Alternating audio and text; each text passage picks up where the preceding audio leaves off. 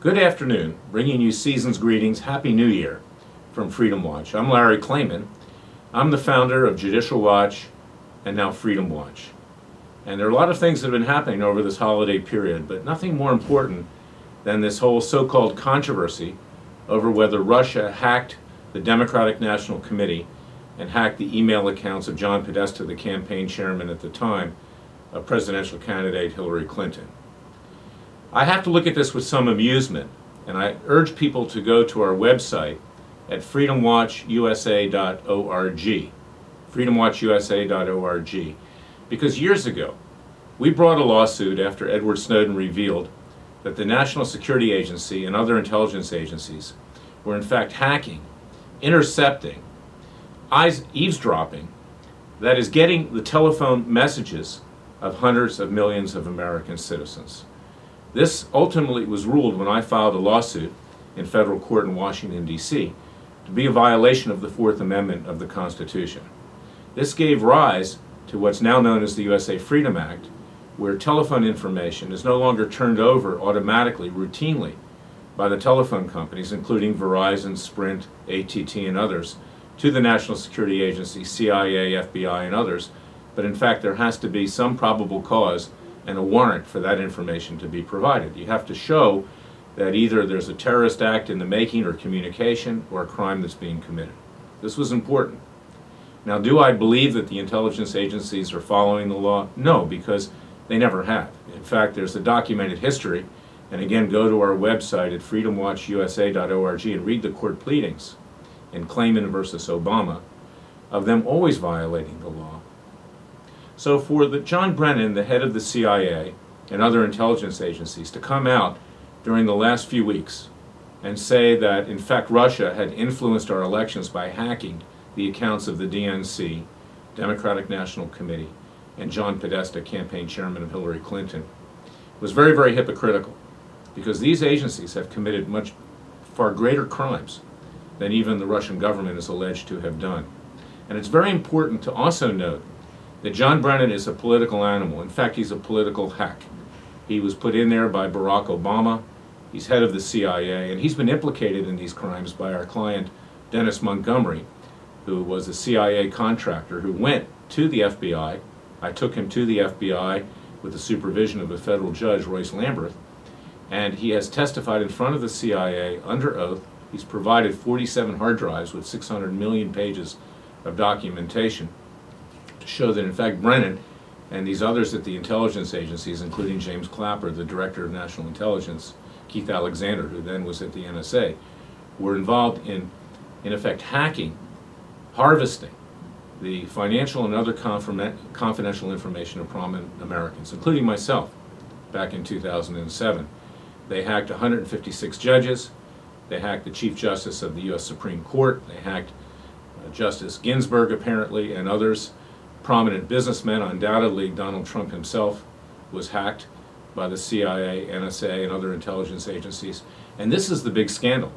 And this is something that Congress should be investigating as well. Our cases are continuing through the courts to get justice, total justice.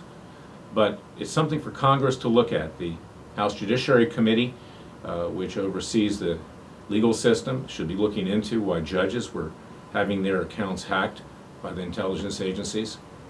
We know that Dianne Feinstein, senator from California, her staff was hacked by the CIA illegally when she questioned some of the things the CIA was doing.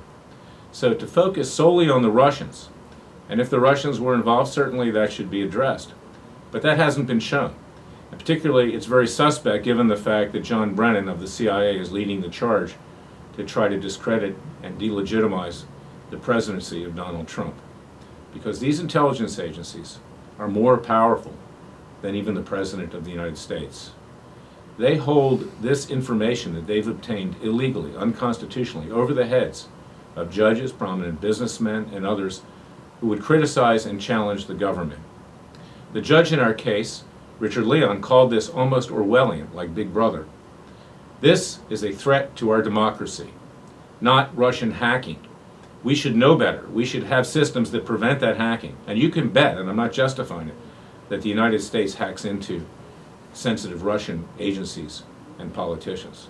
That's the job of intelligence agencies. So the fact that we let it happen under the watch of President Barack Obama is yet another impeachable offense. Of course, he'll never be impeached because he's leaving office, and the Republicans wouldn't do it anyway because they have no guts. But the reality is that our intelligence agencies have committed crimes far greater than even what the Russians are alleged to have done.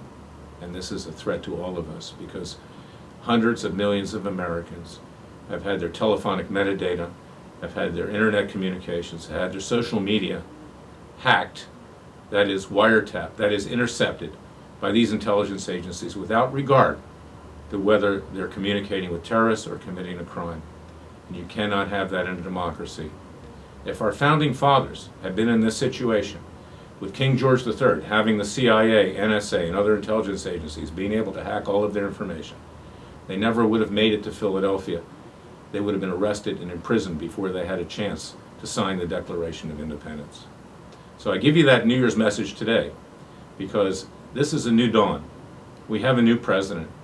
We have hope that this country will be turned around in a conservative libertarian way, not in an ultra-leftist, not in a way that favors Muslim interests as occurred during the Obama administration. You can see what happened with Israel over this holiday break.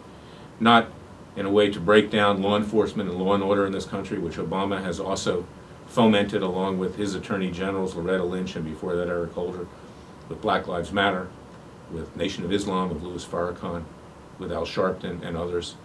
But we have a new dawn here, and we cannot have our intelligence agencies hacking the accounts, computers, social media of any of us, and in particular those people who are trying to change the way this country is going to evolve into the future, hopefully in the vision of our founding fathers. So that is my holiday message. We have great hope. I'm optimistic. We're going to work with this administration where we can. We'll be critical when it's warranted, but I want to see it succeed because now we have a chance to make America great again. It applies not just to Donald Trump, it applies to all of us, we the people, to return this country to greatness after 8 years of a destructive Barack Obama presidency. So I want to thank you all. I want to wish your families well this holiday season. It just concluded. We have a lot of work to do. Today is January 3rd, and we're setting out to do it at Freedom Watch. So look at our website at freedomwatchusa.org, freedomwatchusa.org. We need your support, and we need your prayers. God bless you. God save America. Have a great year.